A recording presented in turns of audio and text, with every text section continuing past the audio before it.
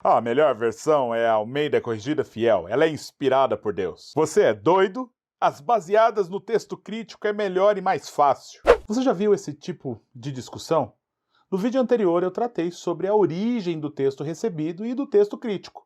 Hoje eu gostaria de falar um pouquinho mais sobre as traduções baseadas nestes dois grupos. Como já vimos, a tradução moderna chamada de Almeida Corrigida Fiel é baseada no texto recebido. Já as versões como Nova Versão Internacional e até mesmo a Almeida Revista e Atualizada se baseiam, se não totalmente, parcialmente no texto crítico, o que acaba gerando muita confusão nos defensores de uma única versão. Partiremos do princípio que eu creio que toda a Escritura é inspirada por Deus, inerrante e infalível. Logo, para mim, todas as traduções devem ser analisadas à luz dos textos gregos, ou seja, é preciso um trabalho de exegese.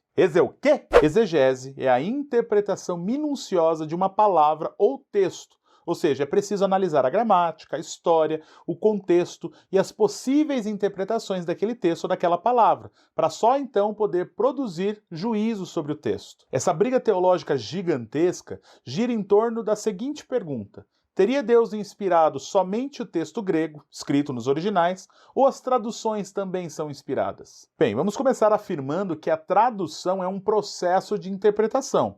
Ou seja, quando esse processo de tradução acontece, algumas decisões precisam ser tomadas, como por exemplo, será traduzido palavra por palavra ou pensamento por pensamento? Dependendo do idioma, palavra por palavra é quase impossível de ser feito, principalmente quando há centenas de anos que separam o texto original da língua na qual esse texto será traduzido. Outra questão é: será mantido a palavra exata com seu conceito original, que pode ou não ser de conhecimento dos leitores modernos, ou essa palavra será adaptada para uma palavra mais atual, na qual os leitores se familiarizam com seu significado? Vou dar um exemplo do que isso implica na prática. Colossenses 3,12, na Almeida Corrigida Fiel, está assim: revesti-vos, pois, como eleitos de Deus, santos e amados, de entranhas de misericórdia, de benignidade, humildade, mansidão, longanimidade. O mesmo texto na Almeida Corrigida e Atualizada está assim: revesti-vos, pois, como eleitos de Deus, santos e amados,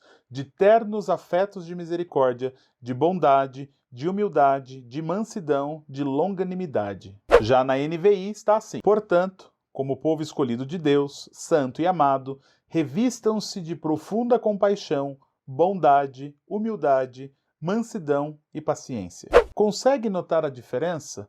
Qual delas é a versão correta? A Almeida Corrigida Fiel preferiu traduzir por revestir-se de entranhas de misericórdia. Já a Atualizada preferiu revestir-se de afetos de misericórdia. E a NVI, revestir-se de profunda compaixão. Outras traduções também utilizam coração compassivo ou coração misericordioso. A dúvida que surge, ela é bem simples. Qual é a virtude que o cristão precisa se revestir aqui? Vamos olhar as palavras gregas para descobrir.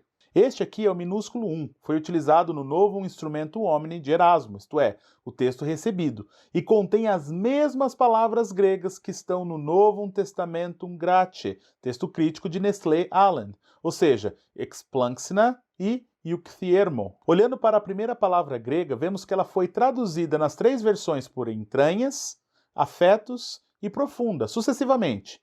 O significado grego original dessa palavra é uma referência às entranhas do ser humano, ou seja, os seus órgãos internos, o coração, o pulmão e até mesmo o intestino. Logo, a ideia de Paulo era de usar uma figura de linguagem comum na cultura hebraica para expressar o lugar de onde vêm as emoções humanas. Hoje nós diríamos algo mais ou menos como: eu te amo do fundo do meu coração. Já naquela época seria: eu te amo do fundo das minhas entranhas, do fundo do meu intestino. Já a segunda palavra é traduzida por misericórdia e compaixão sucessivamente. O significado grego original dessa palavra é misericórdia, compaixão e piedade. Qualquer dessas três traduções fazem jus à palavra grego eukthermo. Sendo assim, revestir-se de entranhas de misericórdia, como traduzido na Almeida Corrigida Fiel, é de fato a tradução mais próxima dos manuscritos gregos.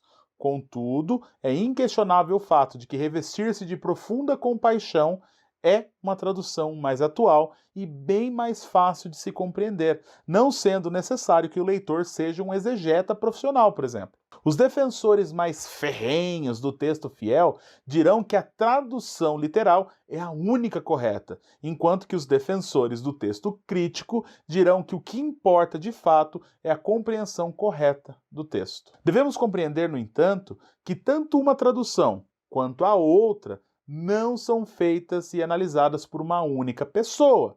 Antes, existe um comitê que se debruça sobre este trabalho para averiguar quaisquer possíveis pontas soltas, na tradução. Logo, traduzir um texto bíblico exige uma estrutura muito bem organizada. E claro, ela precisa ser feita por pessoas competentes que estejam prontas para assumir as suas responsabilidades por quaisquer erros ou divergências nas traduções. A tradução Almeida Corrigida Fiel, por exemplo, é uma edição da Sociedade Bíblica Trinitariana, que contou com mais de 2.000 pessoas que se debruçaram no processo de tradução.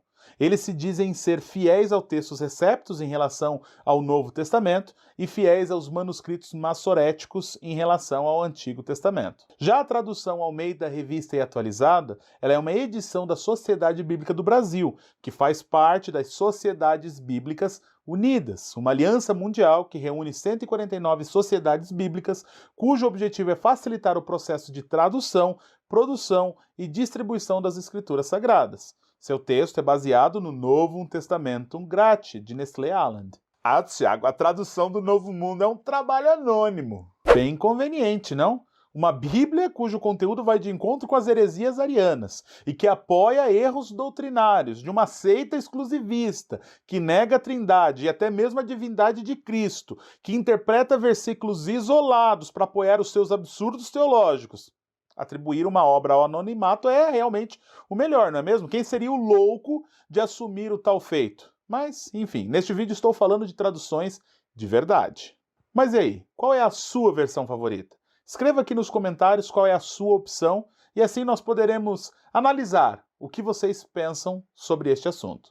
Que Deus abençoe cada um de vocês e até o próximo.